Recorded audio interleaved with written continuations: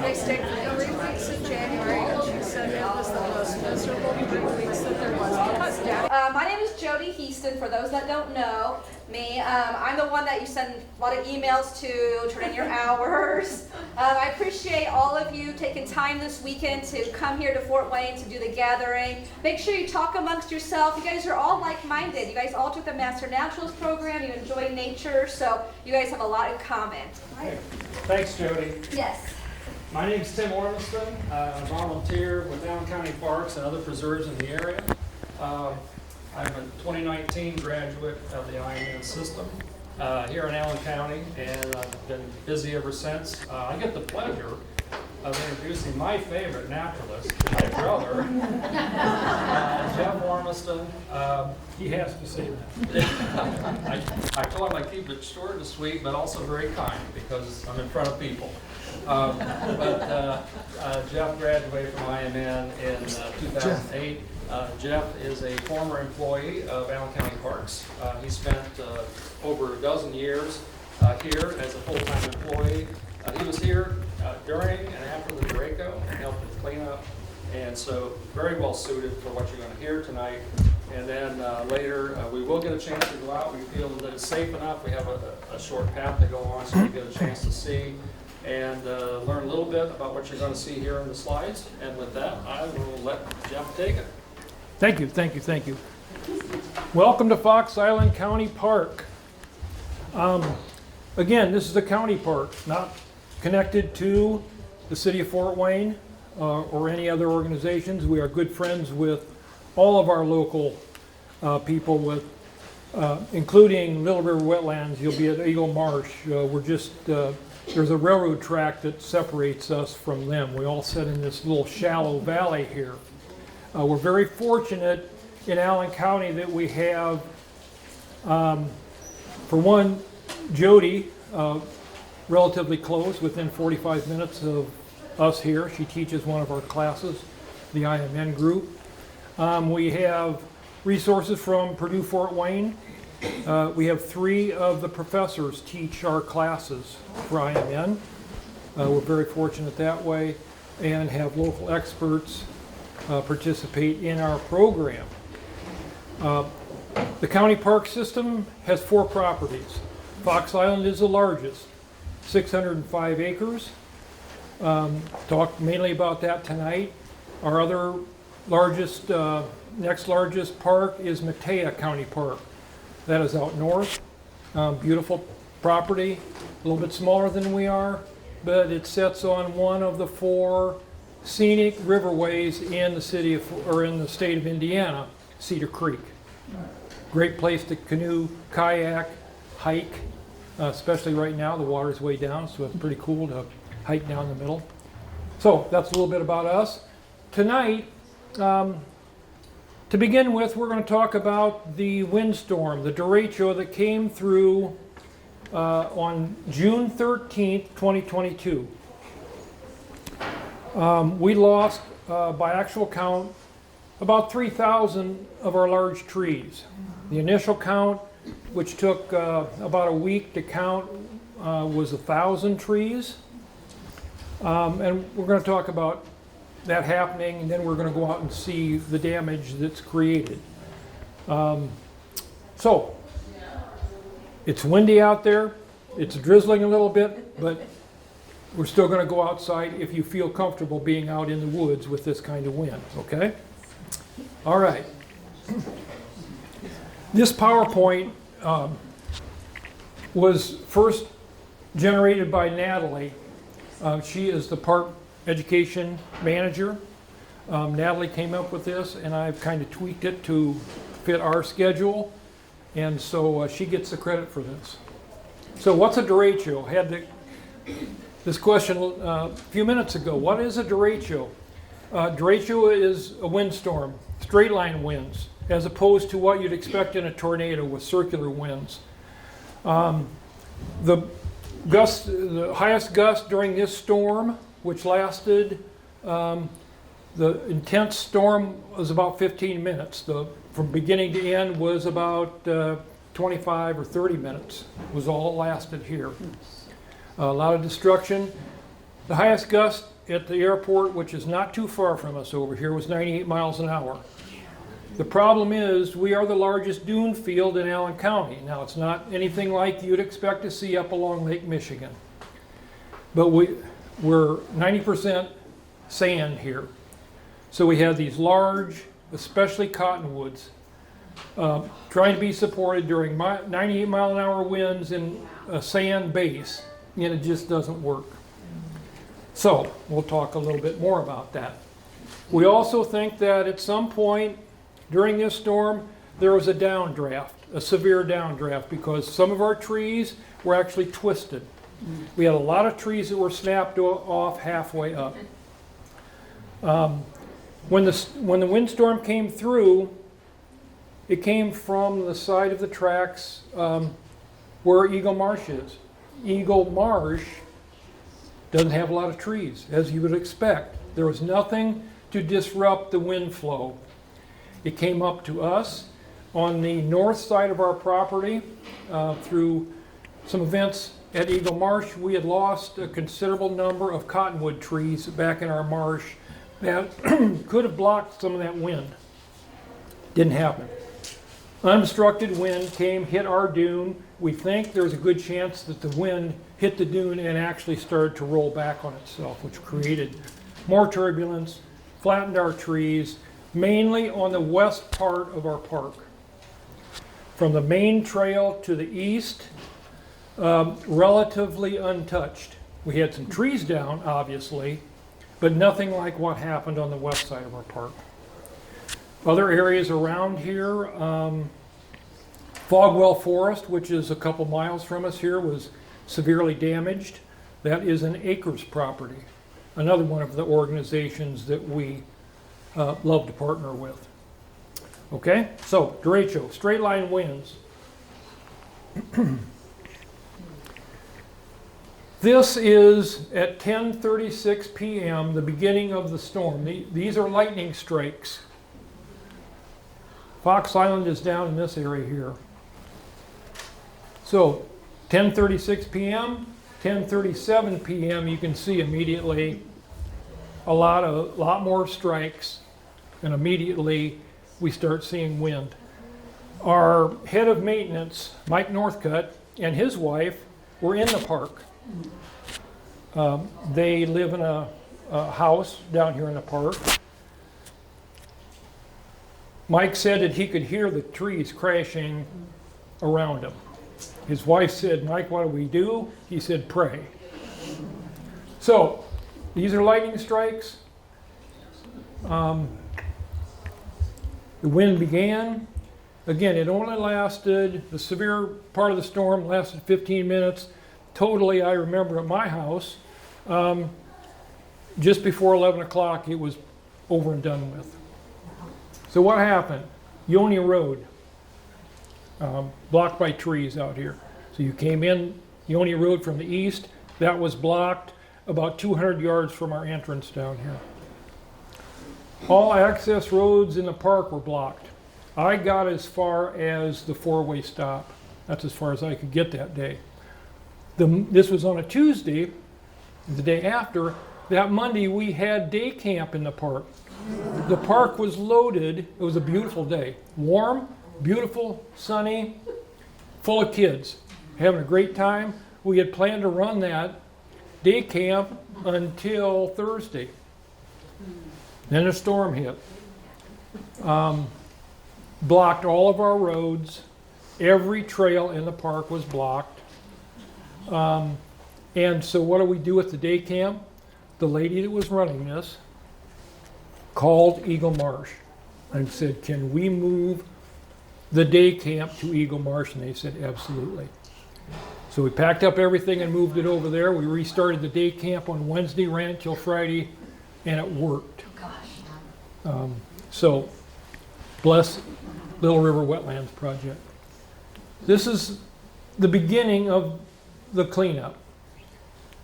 So all access roads were blocked, no access to the buildings, there was no electricity, no running water. Again, every single trail was blocked with downed trees. It was hot. Mike and his wife stayed in their dwelling down here. No electricity, no air conditioning, here. And Fort Wayne Airport again clocked the highest gust at 98 miles an hour. This is pretty much the equipment we had to clean up the park at that time, the day after the storm. This is a beautiful tulip tree that was up on the upper dune. I talked about this every time I had a group out there. Beautiful tree. It came down. Again, the worst devastation was in the west end of the park. And this was just right at the dividing line. This is a trail that goes over the top of the dune. What you see back here is loss of canopy. Prior to the storm, you never would have been able to see blue sky up there. Completely covered by canopy. We lost, because of the 3,000 trees down, we lost about 60% of our canopy. So think about what that might do. What does that allow now that there's more sunlight? So keep that in mind. We'll talk a little bit more about that.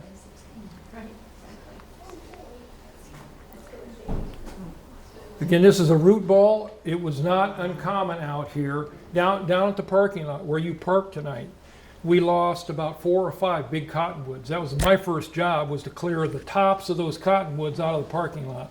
So we had some kind of access in and out of the park after they got the main drive cleared. There was one root ball that was about 7 feet tall. You stand down in it, you couldn't reach the top of the root ball. So, and that happened all over the park. These tip-ups like that. And think about what that might do for habitat. What does that do for the little animals? Also, you lose your canopy. The canopy's now on the ground. Think about what the birds did. I'd go out and I'd run a chainsaw for a while, and then I'd sit down. And the birds, they would be within arm's reach, because now the insects that they wanted to eat were now on the ground, where I could sit there and watch them consume their meal. It was like they were my new best friends.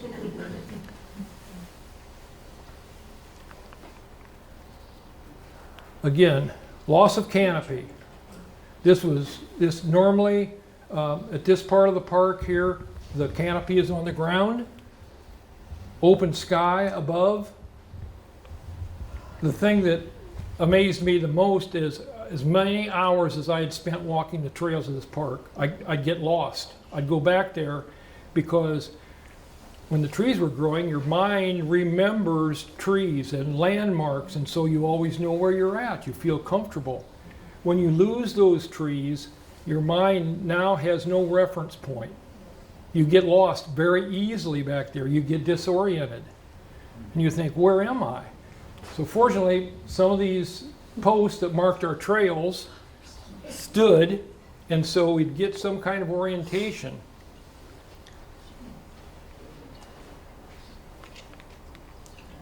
These are a couple of the trees that we think were affected by the downdraft. You can see this one was snapped off. This is about 15 feet off the ground, but these large trees that were just twisted and knocked over. Yeah, twisted and snapped off without being uprooted. About 3 days after the storm, one of the first things that we did, we couldn't get back into the park to see how much damage there was.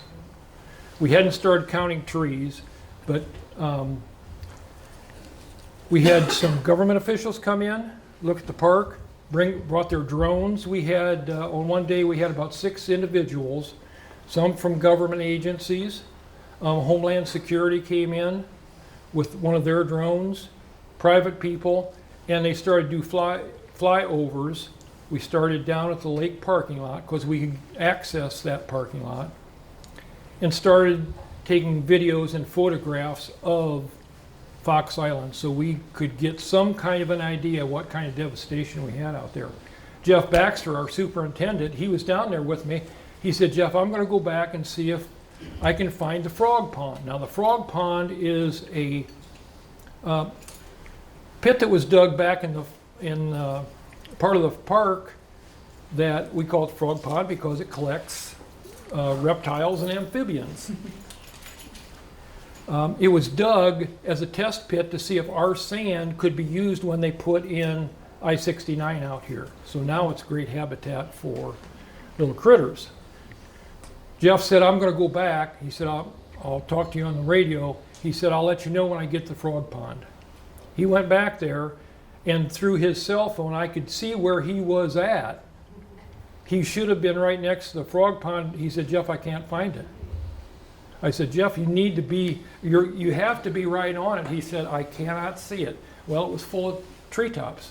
It was full of the canopy of the trees all around it. So this is Bowman Lake. This is if you're familiar with it, we have a little fishing pier that was put in by a Boy Scout several years ago. So that's all that's left of it here. There is a trail that runs along the lake here. The Derechio came from this side. This is Eagle Marsh over here came, and you can see the trees that were pushed out into the lake, completely blocked that trail. That trail was blocked for a good part of the summer. Didn't even start to open that up till the end of summer of 2022. So the good thing about that is new habitat for the fish in Bowman Lake. The first thing we did, very early on, we knew that we didn't have the equipment to get the park back to where we could even access the roads. We hired Graber, lumber, and organic mulch from out by Spencerville on the Cuba Road, Amish-owned, state-of-the-art equipment, which kind of surprised me. The owner said, yeah, he said, 10 years ago, I had a chainsaw, a wagon, and a team of horses. He said, if I got 4 logs a day out of an area, I was a happy man. So then they started to purchase this type of equipment. This is called a feller buncher. And what it is, it's a hydraulic head on the end of this tracked vehicle, tracked because the tracks do less damage in the forest. That was one of the stipulations by the DNR and the people that have say over restoring these areas. Whoever we hired had to have a feller buncher. Graber had one, had just one. They worked out here, not even a month, and they bought a second one. By the time they were done, almost 2 years later, they had 3 of them. They had never worked in an area with this type of devastation, which is another problem. When you call the DNR and say, hey, we've lost 3,000 of our trees, what do we do next? And they can't help you because they've never run into that before. And I'll show you a list of the people that we contacted, and all in the same boat. I don't know what we're going to do. I don't know what you're going to do. I don't know what to tell you because we've never seen this kind of devastation in Indiana before. So, just another problem to deal with. The way this works, hydraulic head, about a 2.5 to 3 foot blade on the bottom of this that runs horizontally. This head comes in and it's completely able to rotate 360 degrees. It has these fingers up here, has 2 sets of fingers, comes up, hugs a tree, you hear kind of a hissing sound, and it cuts through the tree. Now, where does the tree go? If you were doing that with a chainsaw, you just let it fall and hope it didn't fall on your head. With a feller buncher, because it's grabbed hydraulically, then it can lay the tree down without taking out 3 or 4 other trees with it. And that's the reason for the requirement that you have a feller buncher doing the work for you. Amazing. The problem was that they said, when we're out cutting, you cannot be around us. For safety purposes, being a little kid, I wanted to go back and watch the machinery work. They said, you absolutely cannot do that. If we see you back there anywhere close to us, we'll stop production until you leave. So this tree was cut just right outside the nature center here. During the Derechio, there was not one structure damaged in the park. No buildings, no bridges. The pavilion that we had down here was actually made in two halves with a gap in between the two halves of the open pavilion.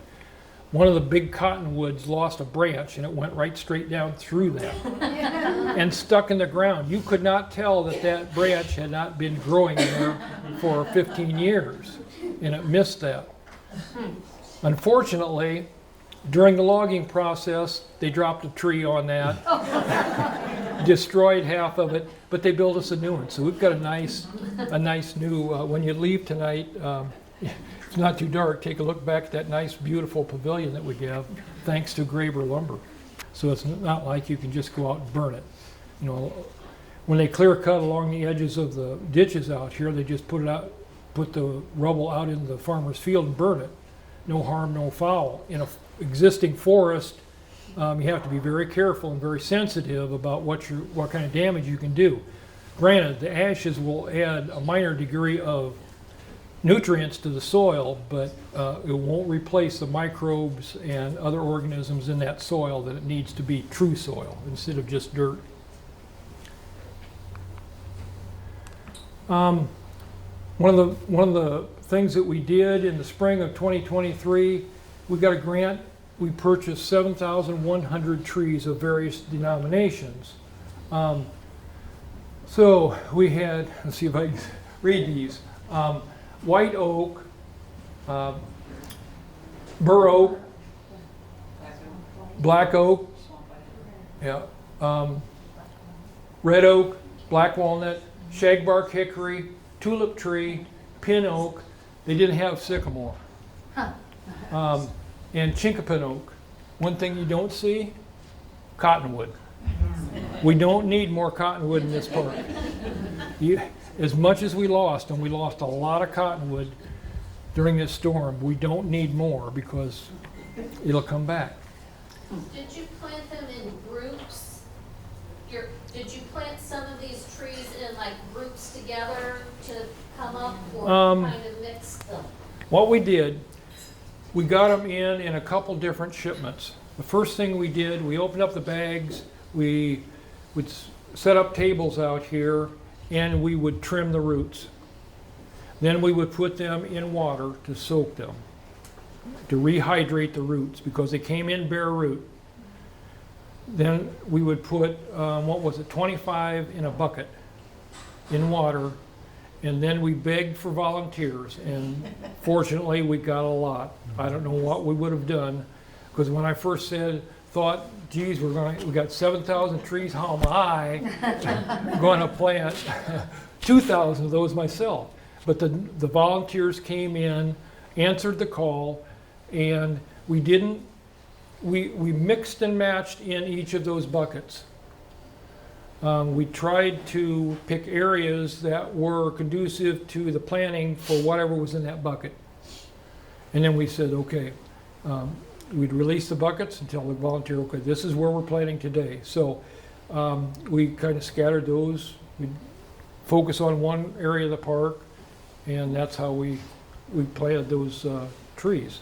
Each day that the volunteers came, they spent about a half hour going through trauma because they would compare it to the Fox Island Derecho when they were kids, or their kids came here. Oh, yeah. And then they see it and they say, this looks like hell. Yeah. Yeah, it was a hard. shock. It was a shock for me the first time I went back, when I was able to walk back and see what had become our park. Told us this past year was that this is not the first derecho that ever hit Fox Island. It will not be the last. We had one in 2012. We lost nothing like what we lost this time. And during that storm, the main tree that we lost was black cherry. So at that time, we pretty much left, once we got the trails cleared, a fellow that had a little sawmill approached the park and said, would you care if I came in and harvested the logs that are down? I was glad to see that those logs were going to get used for something rather than just having black cherry laying around. So that was 2012. So again, not the first time, not the last time. Nature will survive. Maybe not in my lifetime. But okay, should we go for a little walk? So after that one, did you replant black cherry trees? We did not. No. Okay, so the plan is going to be we're going to go out around the gazebo and we're going to keep the group together. We made a decision that we're going to be. Yeah, thanks.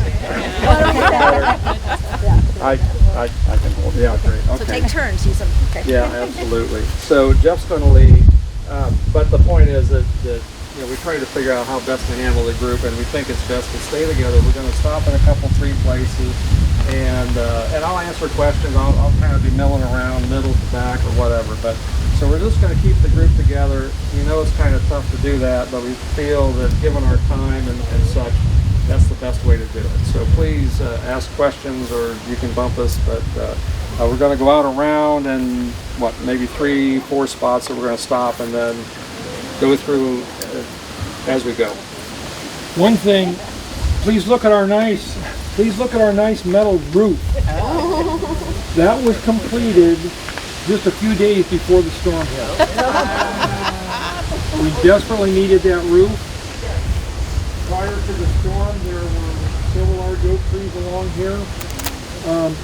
Immediately after the storm, we lost a couple of them. One of them fell into the butterfly garden here out into the parking lot. My boss said, we're not going to go through that. I'm not going to spend the rest of my life laying awake at night worrying about those trees falling on my new roof. And so that's why we've removed those big trees close to the nature center here. We also did that near the park maintenance manager's dwelling down here. We removed trees within 80 feet of that dwelling. So whoever's living there don't have to worry about the trees falling over. If you just look at this area back here behind you, again, that was heavily forested prior to the storm. That was one of the very first things that we did to bring back the forest. My homeschoolers, we came out here, one of their classes. We had acorns. Closer to your mouth. I got a bunch of acorns. Russ Voorhees, who you've seen run around during this, Russ gave me I don't know how many thousand acorns. So I separated the live ones from the dead ones, gave them to my homeschoolers, and we came out here and distributed that. That was one of the first things we thought, we got to do something. And so we threw acorns out there. Hopefully 1 or 2 of them sprouted, but I can't guarantee. So again, over here, this white sign, that is a chronologue. So now you can see that all these herbaceous plants have sprouted up in front of it, so we might have to go in there and trim those back so we can at least get a photograph of that area. And off to the far right, and we'll walk around, that's the kids area down there, and so that's kind of where we're headed. But again, this was heavily forested, canopy rich, all this area that you're looking at here, and you can see that not much of that's left. Okay? In the kids area, what's the name of the hill? That is Fox Island. There's not a mountain named after you? Oh, well, yeah, they call it Ormiston Mountain. Because it was my idea to put it in back there. We'll go up on there. Okay, let's go there, back this way. Roads, trails to bring logs from this area that we're going to go by out here. So this rut is still, after this has been graded and more gravel put down, so the logs were drug out here by those skidders. Okay. Okay, I know I'm sounding like an echo here, but again, this was heavily forested prior to the storm. The pond that we have behind the Nature Center, that is fed through water that drains through the main dune, flows towards the Nature Center, into that pond, and then goes out the east end of that pond and fills up the area to the east of the park. So that is a wooded wetlands out in there normally. Certainly not at this time of the summer, but in the spring, that is full of water out there. This is kind of a scrub area normally, but it has a lot more trees. And it used to have a canopy out here. So you've got reforestation after the storm and after the logging operation, very little vegetation or very short vegetation. So this is what has happened in that process after 2.5 years. To me, it's a little amazing. Even as dry a summer as we've had, it still is regrowing.